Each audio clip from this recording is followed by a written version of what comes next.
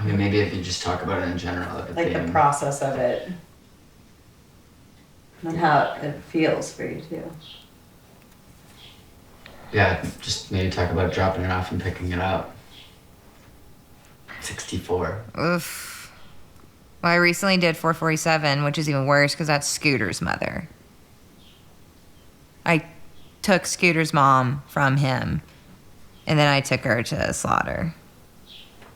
She's still alive? No. I ate her last week. Hey,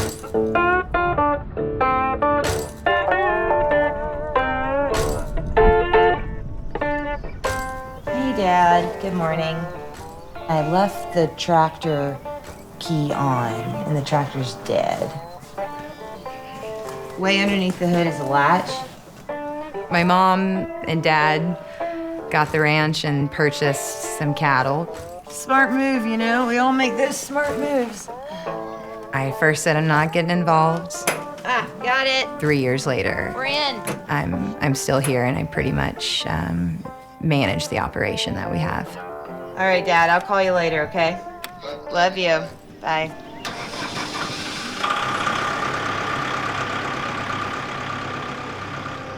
Being a first-generation rancher, I learned to drive a tractor for the first time.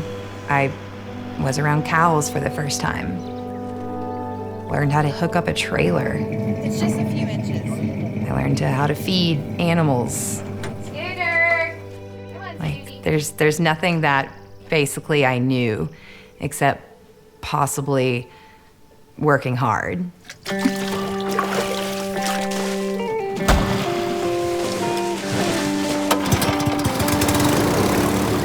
It looks so nice in the storybooks and in the magazines. Nobody's ever sweating. It's never snowing. You're never freezing. You have to love the land to be able to be a rancher. You have to love it because that's all part of it.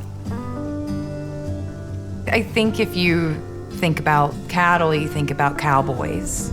It's horseback with boots and Wranglers and spurs and a well-worn cowboy hat. And their hands, I always look at their hands. They're calloused and they've just worked. For me, being a female, I found it to be an advantage. I think as a female, I was able to, for example, be more vulnerable and asking, hey, I did this and it didn't really work out, or how do you manage this? The men that I talk to really, they give me truthful advice. We did what everyone said to do, what the industry magazines and online forums say to do, and what our some mentors say to do.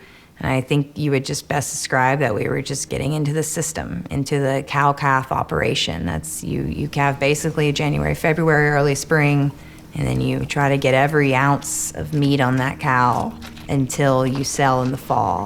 Look at that froth. That's what you want.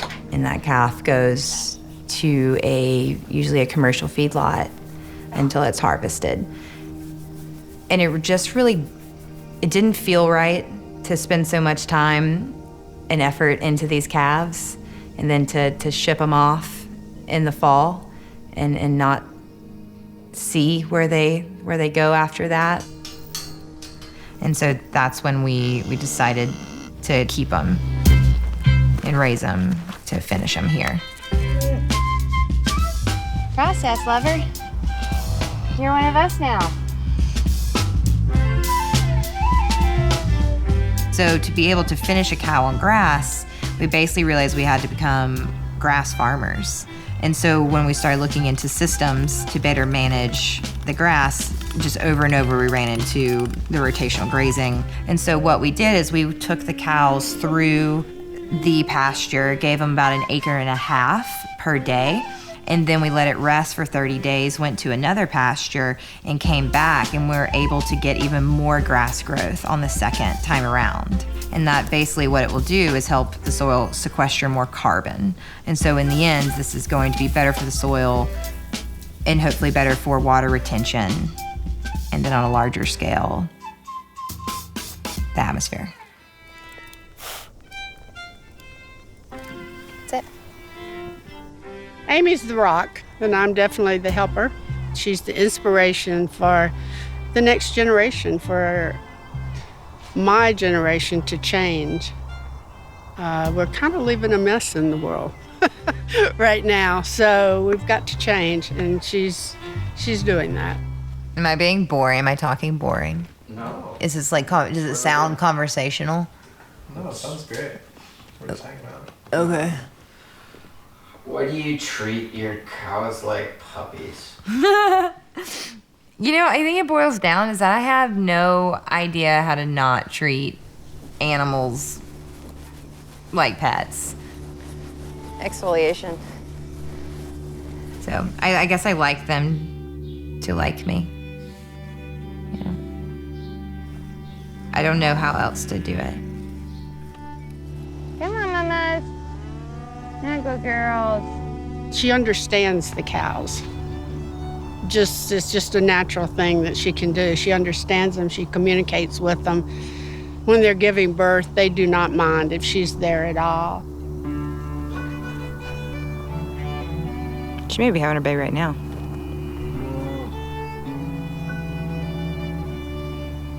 See that tail moving to the side? See it? See the tail lifted? She may be having her damn baby right now. We're gonna probably just go over here so she doesn't feel like as stressed, right? I love animal husbandry. I love these cows. I love working with my family. I love Montana. But sometimes it's really stressful because you make mistakes, and sometimes repercussions when you're with live animals is heavier than normal.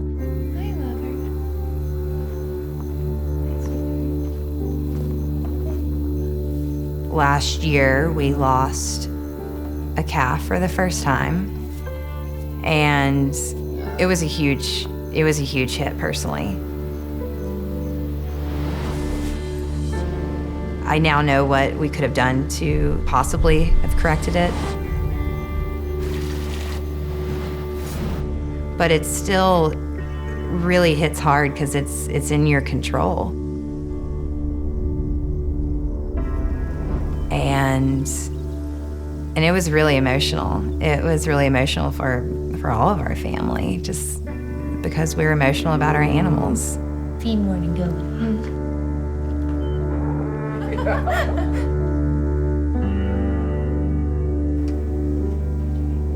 But again, it's we learn, and now we have practices in place to make sure that doesn't happen again.